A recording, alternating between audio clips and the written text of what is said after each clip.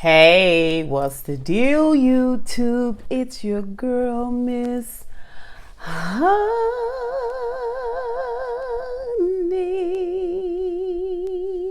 Welcome back to the channel. Welcome back. Welcome back to the channel. Welcome back. Y'all miss me? Okay, I miss y'all too. I miss y'all too. Okay, just know that Miss Honey has been busy. As you can see, there is a new background. Why? Because Miss Honey has a new studio and a new house and a new part of town, baby. I have been busy.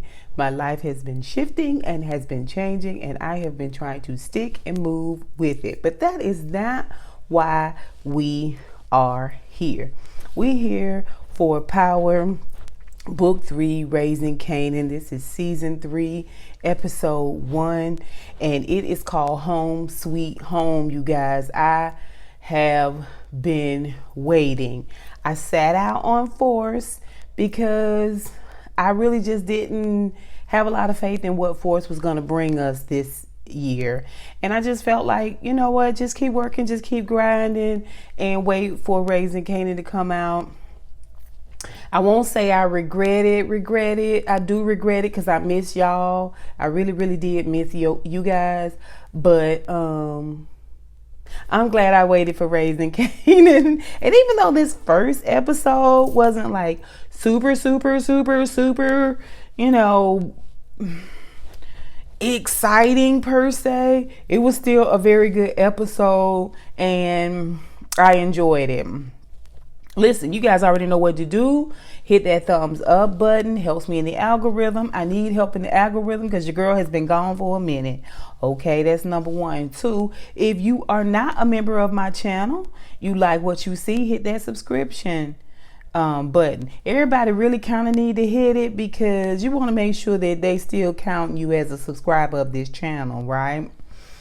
Also share the video, you know what I mean? Put me out there, let people know your girl is back, right? Listen, let's get into this episode. It wasn't a lot. It really felt like 30 minutes. It was a true bona fide hour, but it felt like 30 minutes. It really did. Okay, so y'all know we're gonna go by the characters, right? Not by scenes. Okay, listen, let's first talk about Kanan. Even though this show is his namesake, Kanan kind of was super duper one-dimensional in this episode, right? Although he and Juke, this is the morning after, the day after Rock's house has gotten shot up. Okay, and it's a lot going on.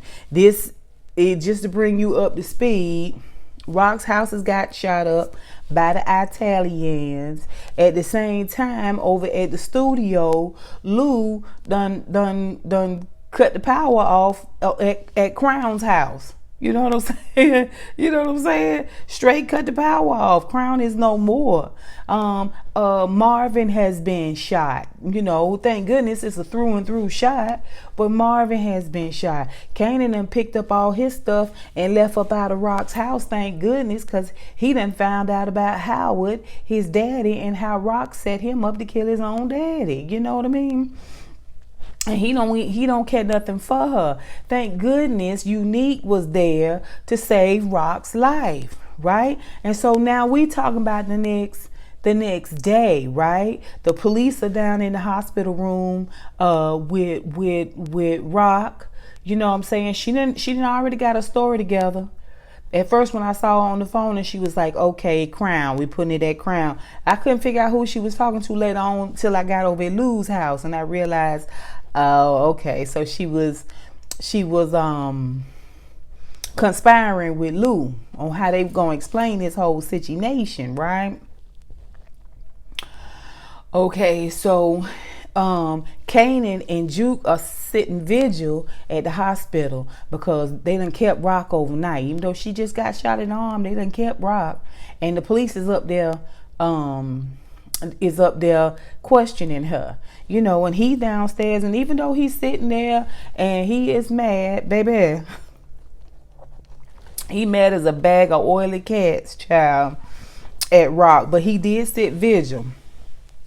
Later, after Rock come home, he all but telling exactly why he's so mad at Rock, and she's realizing, okay, we got to do something about this boy because he's so hard-headed. He's so hard-headed and so willful and so doggone angry. He's going to end up not only getting us in trouble, but more importantly, he's gonna get himself in trouble. He's so mad and so ready to tell everybody and snatch Rock's crown off. All y'all that think she's a good mother, let me tell you why she not. She realizes, hey, we got to do something about this, right? Every room he in, he's storming out of. When Marvin get her home, Marvin's trying to make him responsible for taking care of Rock, and he was like, I ain't taking care of a Mickey freaky thing, especially not this scallywag, this lying so and so. He was like, and Marvin was like, why are you acting like this? Why are you being this way? Your mom was almost killed. And he was like, yeah, my mom deserved to be killed. I see why folks shooting at her, you know what I'm saying? And trying to take her out. She's a piece of work if you haven't noticed, Marvin. And Marvin's like, what the heck is going on? Ask your sister. He storms out. Right? Kanan storms out. Later, he's over at the Roach Motel, aka Fame's apartment, and it's just as dirty and nasty and dingy as it ever was, and they trying to make $1 out of 15 cents. Kanan the one with the 15 cent, cause Fame ain't got no sense. You get it? Fame ain't got no sense, okay? He's a pothead, right? He's a pothead, a straight pothead, a stoner. A straight stoner. That's all he do is get high. Every time he get a little piece of money, he going to get high. And they come up with an idea that they're gonna work for the person that gets Fame his sticky icky, right? But the guy don't trust Fame. He don't trust Fame around the pot, around the dope. You know what I'm saying? And by proxy, he don't trust Kanan. Cause you with a straight stoner that's an idiot and a fool. I'm not trusting you fools with my livelihood and therefore my life. Beat it, be gone. Right? They stuck between a rock and a hard place. You're mad at your mama, but you need your mama. You're mad at your mama, but you need a piece of work, right? And your mama keep them side hustles going. Right? Okay. Let me just say this. I don't like how they do the Juke character. I don't. They spend a lot of time. Of course, this is Kanan's show or whatever, so we need to see a lot of Kanan. But I feel like we see more Fame than we do Juke. Is it me? Am I the one? I don't know. Juke did run after Kanan when he left the house after Rock got home, and she did try to talk to him and talk him through it. Juke's in a real weird place right now. And he was so disrespectful to her. And just, Kanan needs to be taken down a peg or two, right? I think that probably was why he turned out as bad as he did. If he had taken a couple of more L's, he may have gotten his life together, straightened himself up, and not ended up the way he did. Without Rock, Kanan is basically dead in the water. You know what I'm saying? If Fame is all you got, then you ain't got nothing. I don't know why he's not doing more to pair up with Juke. Because Juke is a better ally. Juke is a better team member, in my opinion. But, you know what I'm saying? I digress. Later on, when Howard comes over with Rock, because they've agreed, we've got to talk to our son. And we've got to make him understand that we know that he's angry, but he's got to get out of this. Right? And when they get there, they give Fame a little change to get on up out of there. Right? and so they can talk to Kanan in private. And he just is tight teeth and surly and just is nasty acting, and he's your mouth. You move, you move, you know. And basically, even though Kanan and Rock are at odds, they not getting along at all. It's almost psychokinetic. You know what I'm saying? That they team up and just quickly groom Howard to get rid of Burke, right? This was the bulk of the conversation. Kanan said, "It's your partner. Your partner, Burke, rolled up on me, and she's the issue. I'm not the issue. That's the problem." And Howard is like, "Don't worry about it. Take it." And Rock was like, "Nah. Kanan is right. The way to get this to really da da da da da."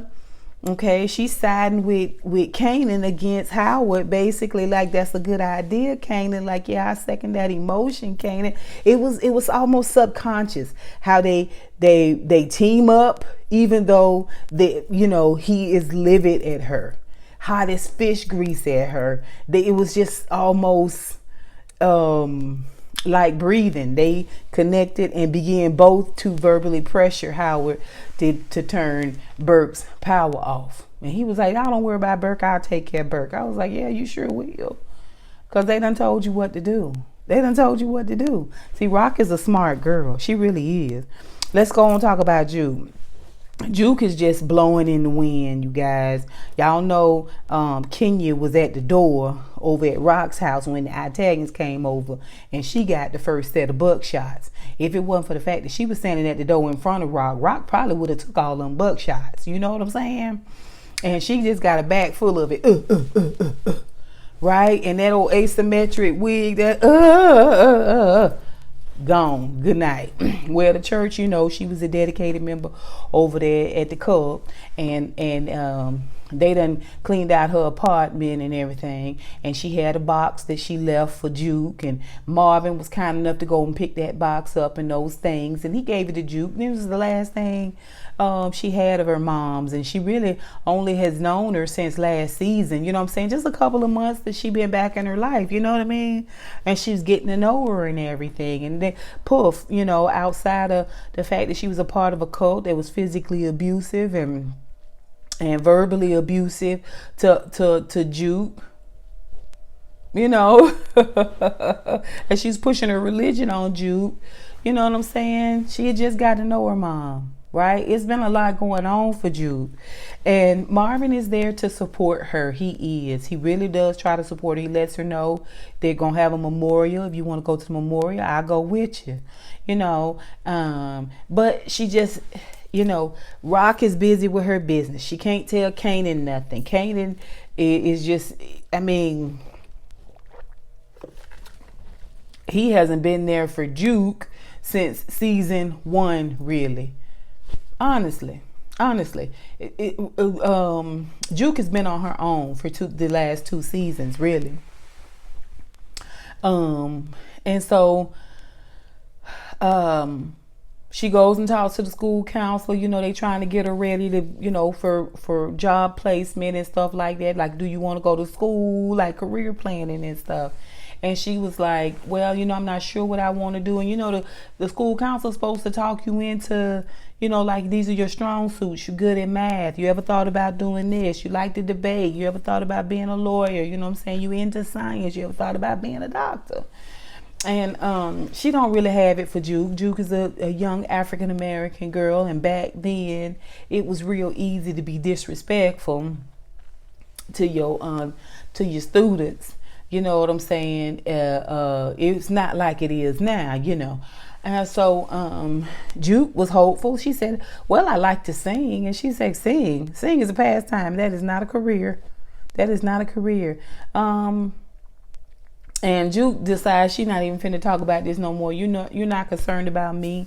She wanted to go and get a trade, go to trade school, so on and so forth. It's not a bad idea, girl. You can sing in nightclubs and stuff and lounges in the evening time after you get off your good job. You know what I'm saying? Like it's more than one way to skin a cat. But again, Rock is got her own mess. Kanan's got his own mess. Marvin is trying his best to reconnect with Jude as much as he knows how, but y'all know that Marvin is a sweetheart, but also Marvin is a little bit of a dullard. Just a little bit, y'all. Just a little bit. That whole conversation. Anyway, so Marvin goes on to the memorial, but Juke stays at home with all of her mother's things, with her albums and all of this stuff, and she kind of mourns her mother's there. She kind of memorializes her mother there, and you could just tell by the way she laid on the floor and looked at the ceiling and listened to music that she just don't know. She don't know what's next for her. She feels alone, and I think she does feel a bit isolated, and she is thinking about her own future, like what's next for me. I'm on my own. I literally don't have anybody. I got my dad, but my dad got his own ish. I got my aunt, but my aunt got her own ish. I got my cousin, but my cousin is not worried about me right now. All he thinking about is what he got going on with his mama and his daddy. So Marvin, like I said, was shot, and thank goodness it was through and through. And at the end of season 2, like I said, he was shot there at the apartment complex trying to defend the pave projects. Rock had 2 locations. And, he had his little friend there at the pave projects. The one he helped, the guy in the wheelchair, he helped him out. And that guy actually saved him. Brought him inside while they were shooting and kept him from getting killed. And now when we see him this episode, the guy is, I thought he was racing to take him to the hospital, but when he said it's through and through, dude, you fine. You all right. What you need to do is settle down. But basically, this gesture helped save Marvin's life. Marvin was able to get himself patched up and is on the mend. He is still very tender. He's still very sore, but he is not telling anybody, it seems, what went on with him over at the Basie Projects. He doesn't mention it. He's focused on Rock and then trying to get her okay, and then trying to get her relationship with Kanan back on the right track. And also he got to worry about Juke and what happened with Kenya, and he just got back with Juke, and now this happens, and he has just got so much going on. Meanwhile, Rock has put everything on pause. Everything on pause because them alphabet boys is looking. They watching everybody, okay? And he got to put it on pause. He goes over and he talks to Lou, and Lou, they having a duck rock party basically. And he realizes in this moment he's none the wiser. Like, he's been managing the business and doing this and doing that. He's with Rock, he's with Kanan, but at the same time he don't know what the heck is going on with them. Just like they don't know what the heck is going on with him. And Lou opens his eyes to Rock, to the situation.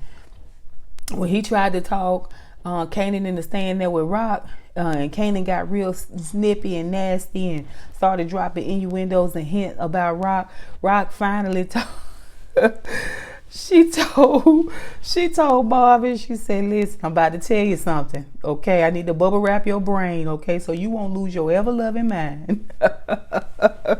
She know you can't give Marvin too much information. You know what I'm saying? He short circuit on you, right? So he talking to Lou. He's like, can you believe all this? He was like, yeah, I can believe that. Okay. Also, she killed Scrap for no reason. He wasn't a snitch. Also, she did this and that and the other. Lou is holding no punches. He gives him the dirty, low down, Sculls bucket Rock that he knows. And Marvin is like, what? I mean, what? Am I the only one? Yeah, basically. So, Marvin doesn't really, this all he got. This really is all Marvin has. Okay. When he learns all of this stuff from Lou, everything that's going on with him, he too begins thinking about his own future. When he goes down there to the memorial service, he's got to think about his future and the future of his daughter. So him and Juke are really kind of in the same place. Like, what is next? Everybody this entire episode is coping and processing. This is a part of Marvin's processing. Let's talk about Lou, y'all. Child, Lou is slowly becoming a drunk, child. And the booze don't help him forget nothing. All it do is make him surly, you know what I'm saying? And think more about all the gully ish that he done did. Now, he won't lay it all at Rock doorstep. Rock made me do this. Rock made me do that. Rock is the reason why that. Rock wouldn't let me have my music business. Rock bought it out from under me. Rock. He the one started the Duck Rock party. Duck Rock. Every person that he talks to that knows Rock, that has any amount of fondness for Rock or love for Rock, he exposes her. Okay, Marvin came to talk to him. He busted Rock out. What she did is scrap. And then when Kanan comes to talk to him, he's even drunker. He's sitting in the old house drinking, broad daylight. Kanan goes in and he don't know who that was coming in there. He was too drunk to do anything about it anyway. Kanan sit down on the floor and Kanan begins to talk to him, and he was like, "Dad, you think her getting you the kid to try to unalive your daddy is the worst of it? You remember your friend in season 1, the one you really, really loved and thought y'all was gonna be best friends for life? Yeah, your mama the one had me off him, right? Yeah, I didn't tell you about how I had to do that." And then Kanan was like, "Well, you could have said no." And then Kanan thought about it. Heck, I could have said no. Yeah, now you see where your uncle is coming from. Now you see where your uncle is coming from, right? Your mama is a piece of work, okay? And it's taking its toll on Lou. I don't know if he can 100% put it all at Rock's doorstep. Rock is a piece of work, but at the same time, you did your own dirt. Right? And you in this thing very, very deep. Very, very deep. Okay? You almost had to align yourself with Rock once again on this crown situation, because how else was you going to hide what you did to Crown? You get what I'm saying? I think he drinking for a lot of reasons, because his sister ain't ish, and also because he realized that his hands is bloody. Okay. So let's talk about Bert real quick. Bert will not stop, y'all. It wasn't hard to learn who was going to be fodder in this episode, or in this season, I should say, because Burke, she just continues to embarrass herself. If she's at the hospital and she gets, because she's there, instead of her just saying, "Hey, what happened? Can I get some background?" and see how it kind of fits into what she already knows. Instead, she's going to stay in there in the middle of the hospital and embarrass herself and try to really embarrass Howard, and, just try to run through this list of his infractions. The stuff she believes he's done and needs to be punished for. He's behind all this. And the police chief is like, "Can I see you outside for a minute?" And he was like, "You know what? Let me get your badge and let me get your gun. You don't know when to say when. You don't know when to quit. Okay? We've got all the information we need. And even if what you're saying is true, you don't handle it this way, ma'am." And she's like, but nothing. Give me your gun. Give me your badge. Gather your things, darling, and go. Okay, she mad, baby. She mad. She go to see her girlfriend. And girlfriend is like, "You're an idiot. You're a fool. If you think I'm gonna let drag me down with you, you're crazy. I got a year left, tops, maybe with my mama. And you think I'm finna spend all this time chasing you and your shenanigans? I think not. I quit. We're done. Goodbye." Okay. Then she go see her daddy. Her daddy is like, "Listen, I told you to let this go. I told you to stop it, okay? And not only are you ruining your life, but you ruining my reputation. Now, you're going down there to see them IA people tomorrow, and I'm going with you, and you need to let me do all the talking. Okay? You need to let me do all the talking." And he brings up her mom or somebody, and you know, it makes her feel some type of way, the way he's talking to her and everything, and the fact that he's bringing up the mom, and you can see a clear shift in the atmosphere when he brings it up. It's a sore subject for her and everything, but it's just going to play into what happens at the end of the episode, because it's just showing her sort of snowballing into this place where she's going to eventually implode, right? So they go down and talk to the IA people, and when they talk to the IA people was like, "It ain't just that you running around here trying to chase this man that we don't have no proof about, you know, Howard. We don't have no proof about his wrongdoing and everything. It's just completely nonsense, everything you're talking about." But they say, "But you've been fired. If you ain't careful, you're gonna end up in jail." Yeah, we had the evidence to convict you of all the stuff you claiming he doing. And she is just like, and she's realizing at this point that she's gonna have to have some concrete proof, right? So when Howard gives her a phone call and asks to meet up with her, she bites. Okay, we see, let's talk about Rock, y'all. Rock done got shot in the arm, child. Marvin done got shot through and through in his side, child, and he ain't went to the hospital not nan day. But Rock is laid up, baby, laid up looking good, baby, beautiful, in the hospital. And she got 2 police officers there questioning her, and she's got the story down pat. They want to know about both of her drug spots. You know, they don't know per se that that's her they drug spot, but they bring up the location, and she was like, "I don't know nothing about all that." She said all of that was Crown. And what about the shooting? It was all Crown. And then what about this is Crown. And you behind on your car knows the Crown is responsible for that too, you know. And we noticed that your grass ain't been cut in 3 weeks. She said that's Crown too. All of it is Crown. Yeah, Crown did everything. Crown was behind everything. Crown was a kingpin. I was afraid of Crown. And then Howard comes in and he seconds all of her emotions. Crown was a bad, bad dude. Crown was a bad, bad dude. Okay? And that much I do know is true. Crown was an awful dude. You know, and they don't have no further questions right now, but they'll get back with her a little later. Okay? And they release her and she go home. You know, and then she go through all of that with Kanan.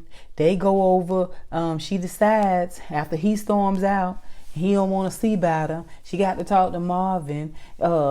She goes and talks to Howard and say, "Howard, we gotta talk to Kanan. We gotta talk to Kanan, because he gonna end up in jail. And I know you don't want that."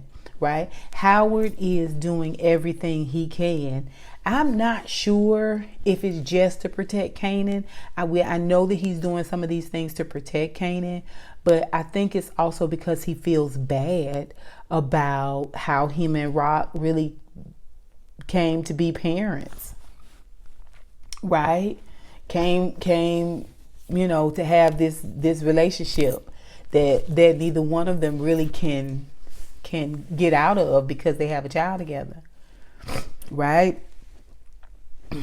And you know, and Kanan and Rock, like clockwork, work Howard over. You know, he's there to try to talk some sense into Kanan. Kanan is not giving him an inch, and the reason why he's not giving him inches, he's never known him really as his father, as a disciplinarian at all.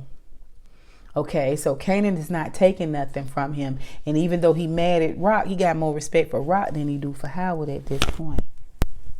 Right? Okay. So they go do that. Now Rock know that Kanan hates her, but she feels very confident that he's gonna come around. Listen, she got a lot going on. She can take a break from the Italians for a minute because the Italians gotta lay low. Them alphabet boys is looking into them. They feel like their places are bugged, all of that. Her real issue right now is to how to figure out how to get her business back up and running and make it just as lucrative, if not more. And she got to figure this Kanan thing out, right? But she got a lot on her plate. She got a lot of problems, all right? She's got to deal with these immediate problems. Kanan and his anger being the number one problem. Now, Unique, who saved her, was her knight in shining armor. He goes home to his apartment after the shooting. He still got blood on him, okay, from the shooting. And goes in and realizes that Ronnie, his brother, is out of the penitentiary. Now Ronnie is sitting up in the kitchen eating some cereal. And baby, when I tell you he don't have,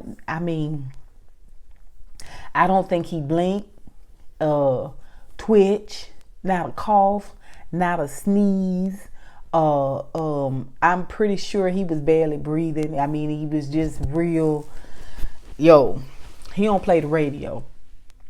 He looked like he'll snap your neck soon as look at you.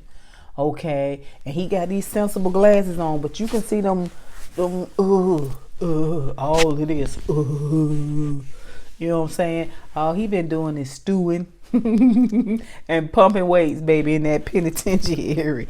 And you can tell by the girlfriend's demeanor, you can tell by Unique's demeanor that Ronnie, he's a steely, cold mofo, right? He got 0 games to play. 0. And you can tell it in Unique's demeanor and his girlfriend demeanor. And later on, after he busses Unique out about, everything going good. Yeah, okay, everything going good. Did you cut yourself? You got a little blood on you. And he peeps the whole thing. The whole time, like, his energy level stayed right here. Right?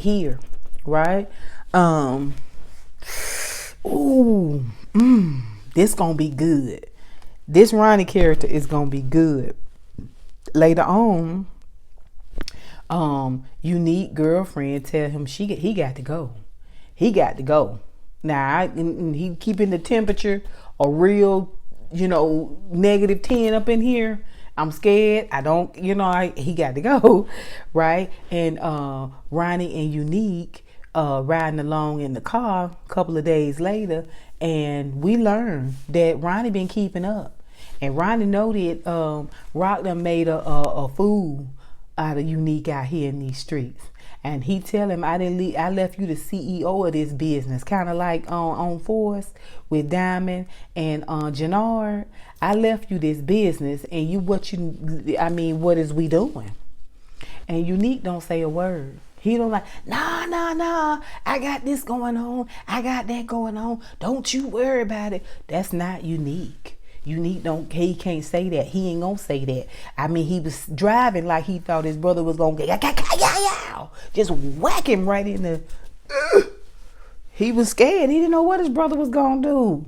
He had no idea.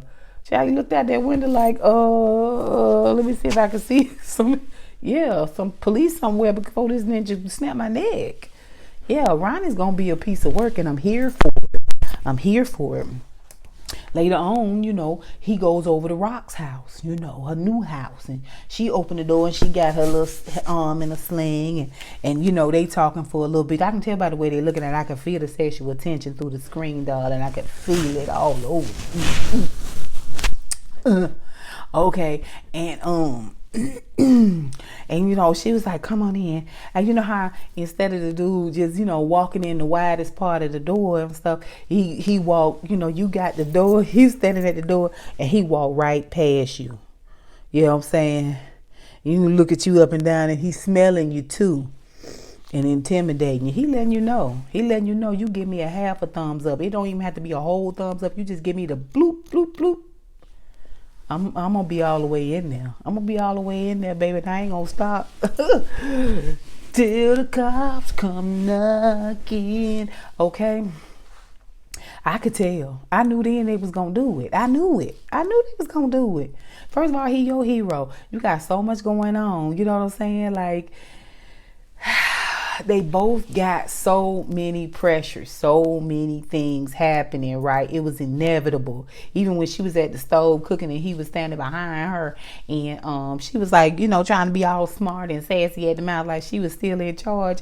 I was like, girl, you might as well go ahead. And stop trying to be strong, Rock. Stop trying to be strong. Okay? You need some healing.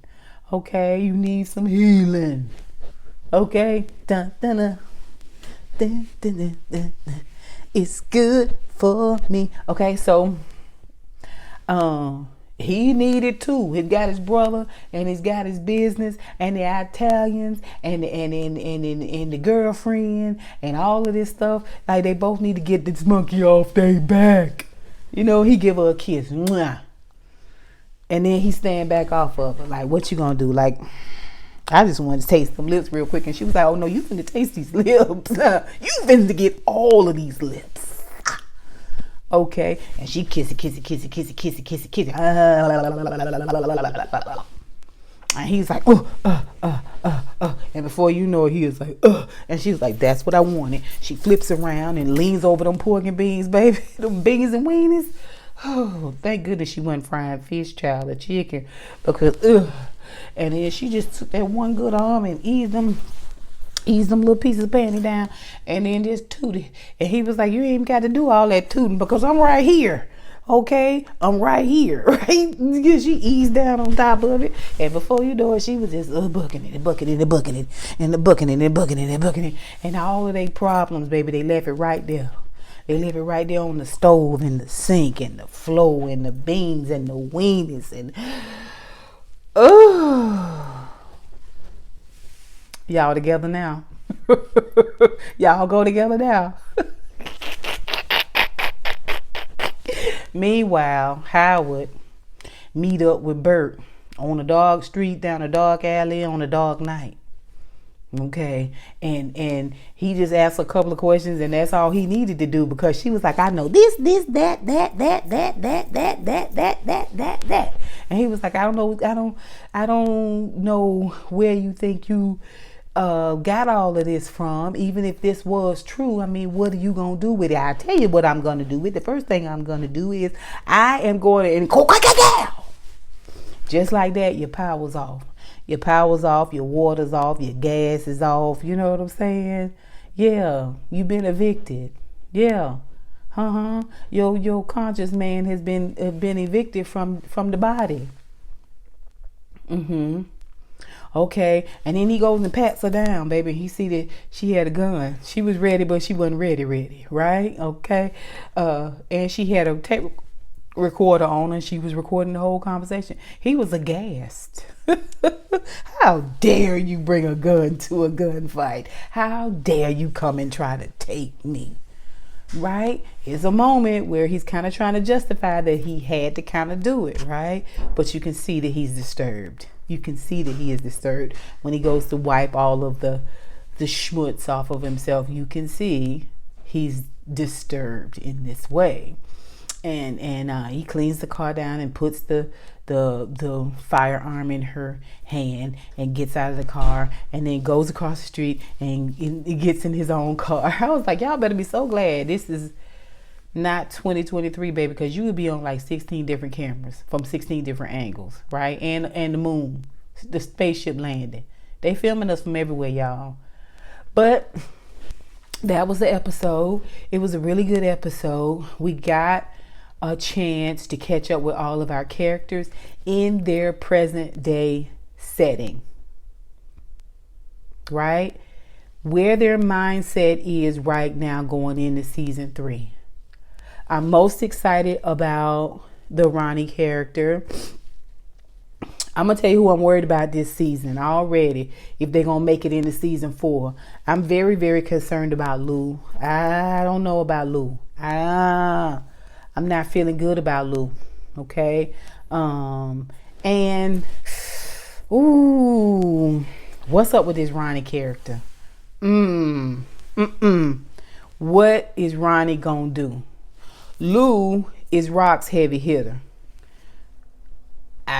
It feels like Ronnie's gonna be Unique's heavy hitter. You know, his tick tick boom counterpart, right? Them two meet. I don't see Lou getting out of it. And it's obvious Ronnie can't stand Rock.